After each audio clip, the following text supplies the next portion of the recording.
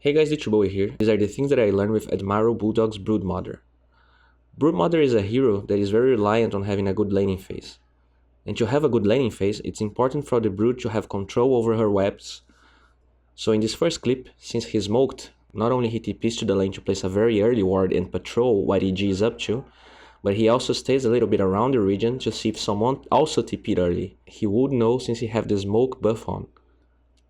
Bulldog's choice of web placement are very intelligent. A lot of players like to place the webs in the middle of the lane, but by placing it like he does, not only he can access and travel around the lane faster, but if EG pops a dust or sentry ward while Bulldog is inside the trees, they won't have vision of him unless Firefly is on, which is probably one of the reasons they match the bat against the Brood. Another important aspect to pay attention to is how the webs don't touch each other. A lot of people place them very close from one another, and that's not necessary, since the move speed and invisibility buff linger for a little bit and you can easily place them far apart and cover more area with your webs, without ever being in danger if EG doesn't have detection. When Bulldog confirms he's against the bat, he does something I actually didn't knew it was possible until now, since I'm not a Brood player at all. You can select the specific web and destroy it, so he decides to change the way his webs are set up, and by destroying that one he knows he won't lose the web he's on top right now. Against Firefly, having the web set up in that direction is useless, so he would rather have the invisibility close to his tower to avoid the bat diving him while he farms the lane. We're expecting the bat to be off lane, so we'll see if Alliance want to make adjustments, but to be honest, I still think Brood vs bat is a fine matchup. Early on though, EG doing a good job at harassing Loda's bear. It did not... Now that he has a decent amount of spiders, he can less hit with them while he stays in a safe position, and that's actually something he does during the entire game. And check how by waiting the Firefly and not contesting the bat at all, he can take Universe out of the lane with his spiderlings, without the risk of feeding a lot of gold to him. Speaking of damage, he's got the pendant, the Earth Spike will come out, and that's more than enough. The amplified damage coming out from his Q ability is actually ridiculous. Now the bear... just getting outplayed. That's all you can really say about this. It's little things and then it's big plays from EG. No stout shield on the bear to start the game. Sumail finding a kill that he never should have. S4 just getting a bit overconfident, playing way too... An important aspect of the spiders is that not only you get an extra one after hitting enemy creeps with them, but you also get one when you deny one of your creeps. So after making Universe back because he spent his Firefly, he can easily get new spiders. One thing I talk a lot about in my videos is using the large camps reliably, and Brood is very good at that, because right after pushing the wave she can rotate to the camp very fast and kill it pretty fast as well. As Brood progresses in levels, you can dive the enemy jungle even further, while also farming the wave, making your farm scalate ridiculously fast if you're left unchecked or just won the early game too hard. And check this clip. Thanks to the ridiculously huge number of spiders Bulldog has, check how much damage he deals to the Bat Rider with 2 right clicks from each one.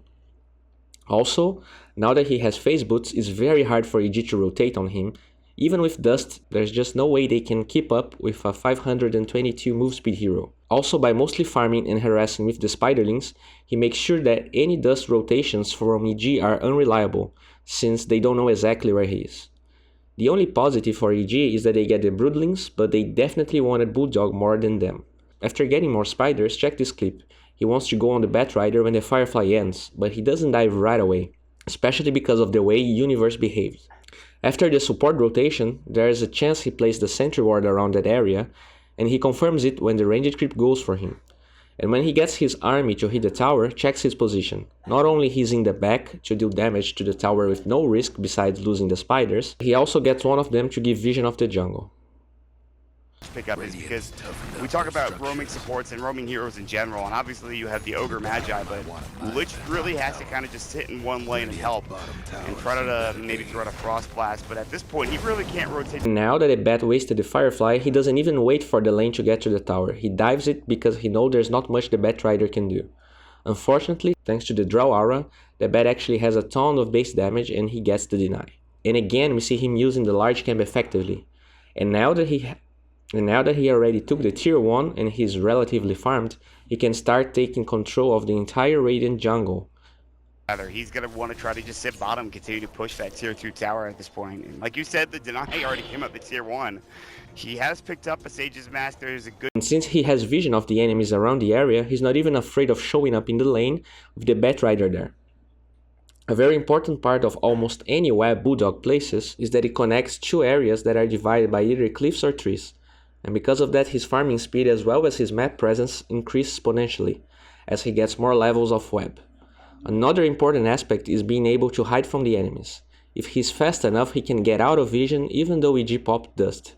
And by adding the next web, he can also be a big presence in those mid lane fights in case his team needs him to rotate. Either. Can't get the tower denied. That goes to PPD. That's going to be an early mech for EG. Likely a quick Ags for Sumail. Blink is on the way for Universe. And check how much Bulldog is able to do here, farming both camps, the lane as well as the Enchantress creeps. Game items that you don't usually see with the Aghanim Scepter Mirana. I'm crushing my lane. When he doesn't have vision of EG, you can clearly see that he uses the spiders to get less hits, which is completely fine. It might hinder his GPM by a little bit, but it's so safe that it definitely is worth it. When EG goes for a fight, check how this very good web allows him to reach the teamfight faster. He also uses the Midas to kill the tornado creep, and he doesn't go right away clicking heroes. By maintaining his farm very high until this point, he has a lot of damage in his spiders, and he also doesn't want to be the target of Finger of Death or Lasso, so he waits for a window. They end up getting the drow, and by using another very good web, they take Sumail as well. It's a 3. Sumail with the double star storm. Is he going to get the kill? No, it's S4 to the rescue. Gets both cores. Another thing I learned when doing this video is that the webs have global cast range if you're casting one web that touches another one that is already placed. So in this clip you can clearly see that Bulldog is out of range for a normal web to be placed, but since he placed the second one touching the first, he gets global cast range for it. Besides being good against the drow, since Broodmother has ways of approaching her and killing the drow slowly, as well as making her miss her attacks, the Broodmother on the dire side is very good against teams that want to get Roshan. The Brood has a very good control of the Roshan area, and in this clip where no one is showing, we can see Bulldog placing a web there, standing around to scout what's happening. They really want to keep... Nope, there's the lasso coming in from Universe, and now S4 caught out Finger, they blow him up. It's just that quick. The drive-by gang from EG as they... This Soul Ring into Echo Saber build is very sustainable. Even when he gets scared of being ganked and TPs back, he doesn't need to go to the base. By going for the T2s and making use of that first web that connected the Roshan pit, he can easily bring his spiders and farm the Ancients and Large Camp. Also, check how he can easily place one spider there and there's nothing EG can do to stop him, sending more if he wants to. And when the pressure ends, he can still farm the Radiant jungle, rotate to the Ancient camps, and even when EG wants to rotate, the easily placed webs can bring him to the high ground and avoid the aggression. The addition of the large cam on the dire offlane is definitely a good thing to have for Broodmother, because before that, when you lost control of the jungle, you would have to either rotate all your webs to another lane, or literally have access to just one Ancient camp. Now with another camp to keep your spider count up, there's more incentive to stay in that area, and with that he also gets the chance to patrol the Roshan pit. They get a Chen Q that allows them to go for Roshan. No mech still, he's very close, but it's now going to be fun. And check this cute little play from Bulldog, protecting his team by sacrificing one of her babies. A lot of success from Alliance this game is how Bulldog managed to control that small portion of the Radiant jungle and farm those camps, as well as the lane, his Ancients and the large camp. All of that is possible thanks to his success in the early game coupled with good web placement that connects all of those areas. And suddenly, with the Radiance on the Bear and the BKB on the Brood, it decides time for Dare to push against EG. With the Ice Armor from the Lich and the Ogre, they fight EG and they take the tier 1 tower. Another very interesting aspect of this game is how even though Bulldog is playing Broodmother, he's also pushing with his team. Usually Broodmothers dominate one lane, and while the rest of the team fights, the Broodmother split pushes.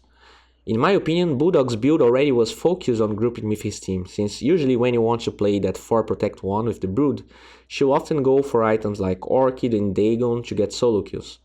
Since Alliance is against the draw strat, if they lost a fight with the Brood pushing another lane, there is no way Bulldog can push faster than the draw lineup, so they would rather fight as 5, especially because the Brood has all she needs to lock in the draw ranger and not only hinder the attack bonus but also solo kill her. Hey guys, this is it for today. If you enjoyed this video, please give it a thumbs up. If you want to see more of this replay breakdown, please check the link in the description. I can't overstate how this video would never be possible without a huge help from the Pugna guys, so please show them some love. And if you're new to my channel, please subscribe to it. I'm making videos like this every day, and I'm sure something here will spark your interest. Bye guys. Lasso every team fight.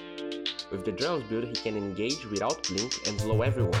He can put players out of position with lane break and just be very annoying and hard to kill compared to the blink first build. It's not like blinking to lasso early is bad, but it has a somewhat big cooldown, and this change of playstyle synergizes very well with the way that the teams perceive Dota at TI6. And here check how he focuses on killing the boar, not only because it doesn't draw aggro, but because the Venge is coming for a gank, and the slow would be very annoying and could maybe save the Beastmaster. And well, after 3 stacks it is impossible for the Beastmaster to run. By this point, DC has to either completely sack the safe lane